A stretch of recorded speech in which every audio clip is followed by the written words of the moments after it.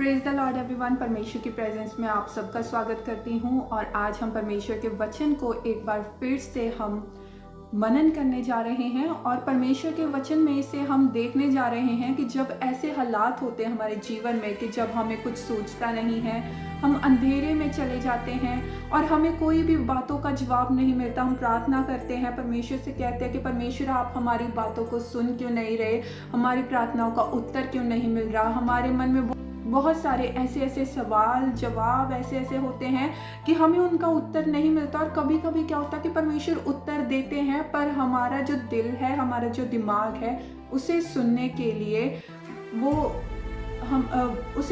के लिए वो एक्सेप्टेंस में नहीं लेकर आता। हम एक्सेप्ट ही नहीं करते कि परमेश्वर ने हमें इन चीज़ों का जो है उत्तर दे दिया है। तो जब भी हम परमेश्वर के वचन को देखते हैं तो हम देखते हैं कि परमेश्वर का जो वचन है वो हमेशा और हमेशा सच ही बोलता है। इवन एस्ट्रोलॉजर्स, साइंटिस्ट, जितने भी लोग होते हैं, ये सभी जो हैं जो साइंस में बहुत ज़्यादा विश्वास रखते हैं, वो भी कहते हैं कि जब हमें किसी चीज़ का उत्तर चाहिए तो वो हमें वचन में से मिलेगा। बहुत बार ऐसा होता है कि जब उनको किसी चीज का उत्तर नहीं मिलता तो वो बाइबल को पढ़ते हैं। क्या होता है, क्योंकि जो हमारा वचन है उसमें एविडेंस है। वचन हमें एविडेंस देता है, हर एक चीज का एविडेंस देता है और जो भी वचन कहता है वो पूरा सच्चा होता है, वो सत्य होता है, क्योंकि वचन ही सत्य है, वचन ही जो राह है, वचन हमारा जीवन है। तो साइंटिस्ट और एस्ट्रोलॉजर्स क्या करते हैं, जब उनको किसी चीज का, अगर समझ लीजिए उनको किसी भी चीज का उत्तर चाहिए, कोई भी ऐसी वो रिसर्च कर रहे हैं, तो क्या करना है, उन्होंने सिर्फ एक ही चीज देखनी है, बाइबल। उन्होंने बहुत रिसर्च कर लिया, इधर उधर भटक कर देख लिया, बहुत सारी बुक्स को पढ़ लिया, बहुत सारी ऐसी रिसर्चेस कर ली, पर उनका मानना भी ये है कि जब उनको किसी चीज का उत्तर नहीं मिलता तो वो सिर्फ एक वचन को देखते हैं।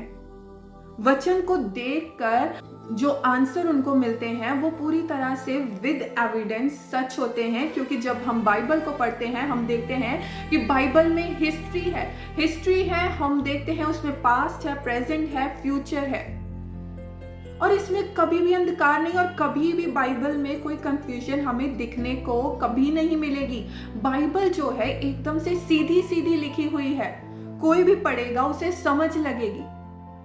और जो रिसर्चर्स होते, साइंटिस्ट होते हैं, वो इनके ऊपर जो एक वर्ड्स होती है बहुत ज्यादा रिसर्च करते हैं कि ये लिखा है, कब लिखा है, किसने लिखा है, क्यों लिखा है, और वो मानते हैं कि अगर कोई भी सवाल, उसका उत्तर जो है हमें अगर कहीं से नहीं मिल रहा तो वो हमें बाइबल से मिलेगा।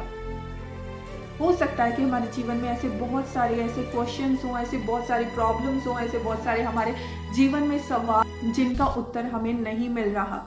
हम परमेश्वर से रोज प्रार्थना कर रहे हैं, परमेश्वर मेरे जीवन में अंधकार चल रहा है, परमेश्वर मेरे जीवन में अंधेरा ही अंधेरा है, परमेश्वर आप मेरी प्रार्थनाओं का उत्तर क्यों नहीं दे रहे, मैं आपसे बार बार ये बोल रहा हूँ, आप क्यों नहीं उत्तर दे रहे।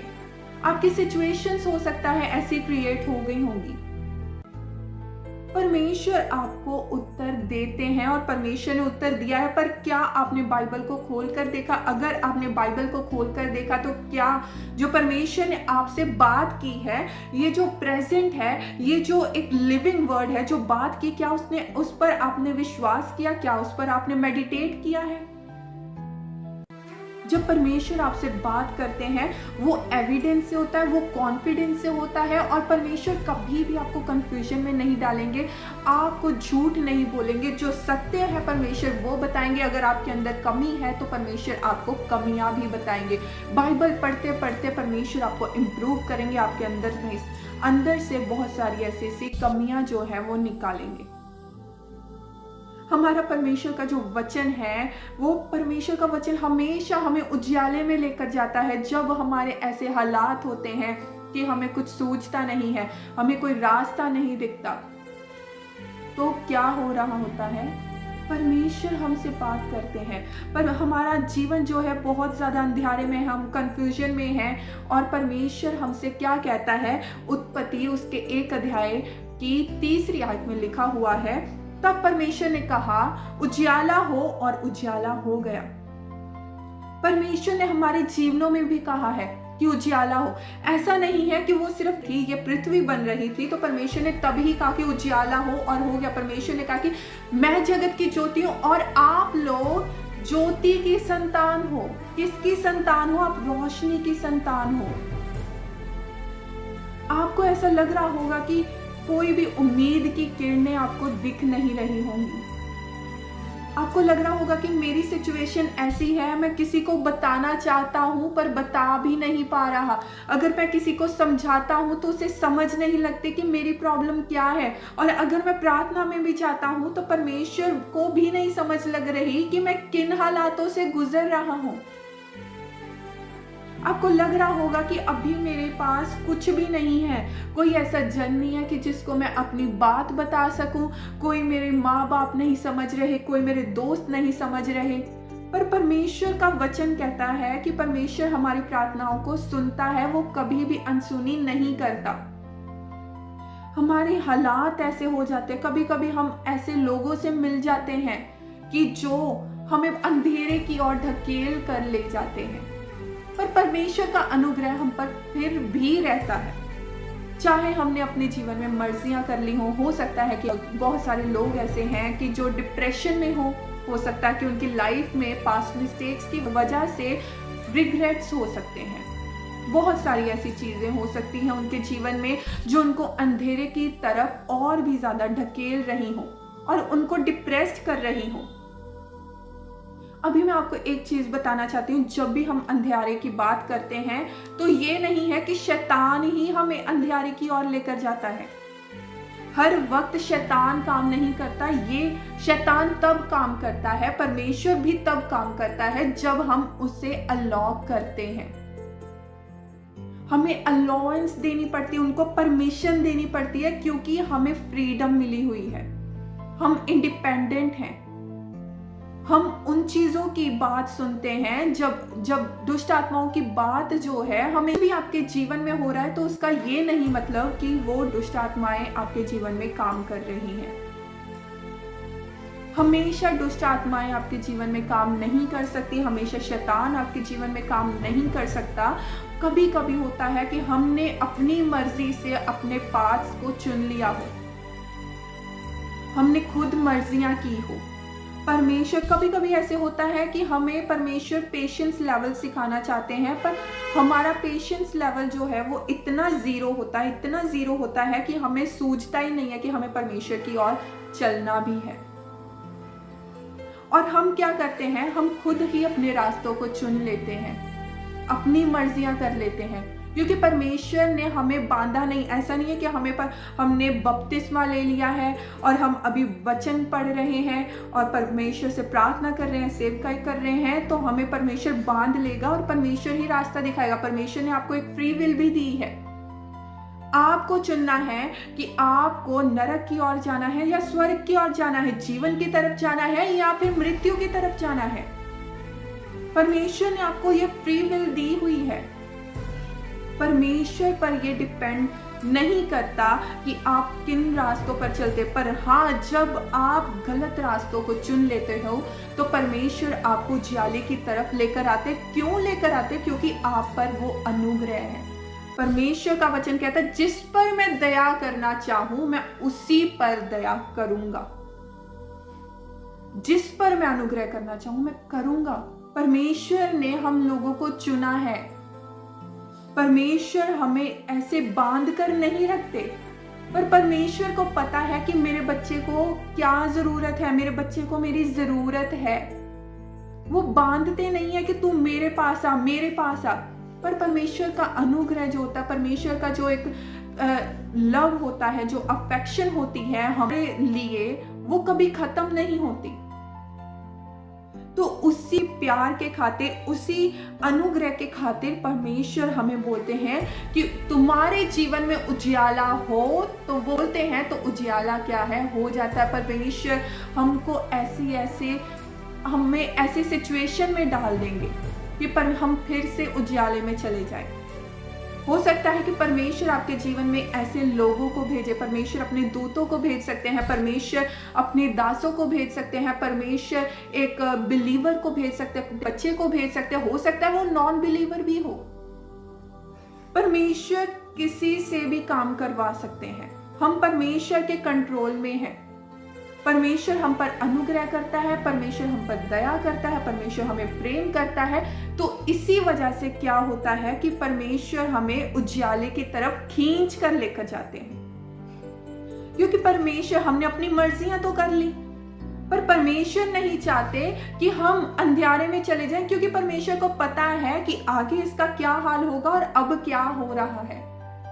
तो परमेश्वर को पता है कि हम किन चीजों से गुजर रहे हैं, क्योंकि ऐसा नहीं है कि जब हम प्रार्थना कर रहे हैं परमेश्वर से बोले, परमेश्वर मैं लोगों को बता रहा हूं, लोगों को समझ नहीं आ रही। मैंने अपने माता पिता से बात की, उन्होंने नहीं मेरी बात को समझा। मैंने अपने दोस्तों से बात की, उन्होंने नहीं मेरी बात को समझा। मैंने हर एक से बात की, किसी ने मेरी सिचुएशन को नहीं समझा। मैंने उनसे बात करने की कोशिश की, पर वो बात नहीं करना चाहते थे उसके बारे में। मैंने उनसे बात की, पर उनको मेरी बातों की समझ नहीं लगी।